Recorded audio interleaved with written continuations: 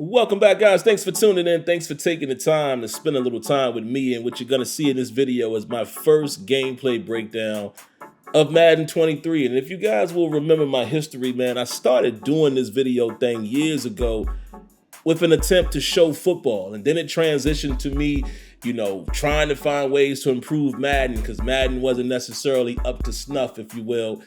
And hopefully Madden 23 is closer to allowing me to be able to just showcase football, the good, the areas of improvement, and of course, if there's bad, the bad. So I'm gonna show you a little bit of everything in this video. I'm gonna, not necessarily the bad, but I'm gonna show you some things that I noticed that I think is decent, and also some things I would like to see continue to be worked on. Like right here, it's a subtle little suction right there with the edge rusher and Dan Moore here. Not as, overbearing as you've seen in previous years, but this is stuff I want to see them continue to move away from if they can. Like shorten that distance of any possible suction or even eliminate it completely if it's possible.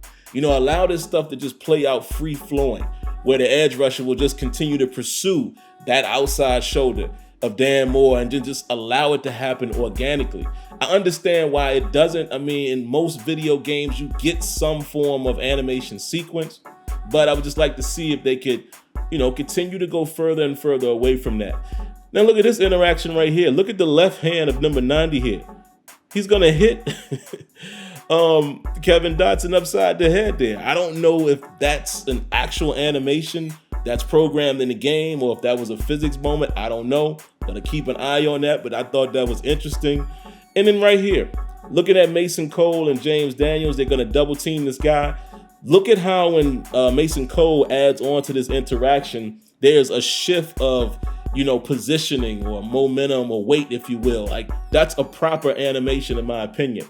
I know Clint and the guys talked about, kind of merging physics and weight and things like that with animation. To me, that looks like a situation where that happened. And again, no game is perfect. If that's the route you're going, just make sure you have enough animations to replicate the proper outcome and make it believable. That looks like a believable situation.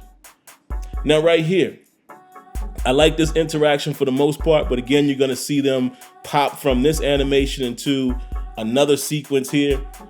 I would like to see maybe the transition of one animation to the next be a little smoother because I know they've advertised now that they have the branching technology. So again, continue to work on this stuff.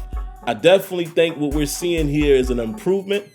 I'm gonna continue to watch this stuff to see how dynamic the trenches may or may not be, how many animations are happening in there. I still think there's a definitely huge room for work to be done in the trenches still. I think that's another step that they have to take and just really focus on trenches to kind of just change the whole way it all plays out.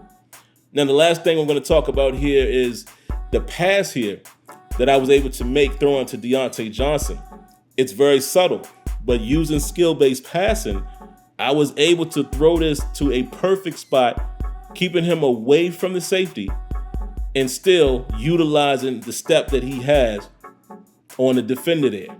Very subtle, but these are the things that you'll be able to pull off with skill-based passing. And this is just a very minor example, but just look at how I was able to lead him a little to the left, continuing him upfield, and keeping him away from the safety. So little stuff like that, man. I think for you guys that will play the game, some of you won't, but for you guys that play it, I think you're going to find out that skill-based passing is definitely a game changer in certain situations. So a lot more for me to continue to watch and discover. I'm sure I'm going to see some things that I may or may not like. So just keep your eyes out, guys. I got a lot of footage that'll be coming in the near future. So first one down. Hope you guys enjoyed it. Hey, if you haven't already, I'm always going to remind you, hit that like button, subscribe to the channel, turn on your notifications. I'll catch you in the next one. Peace.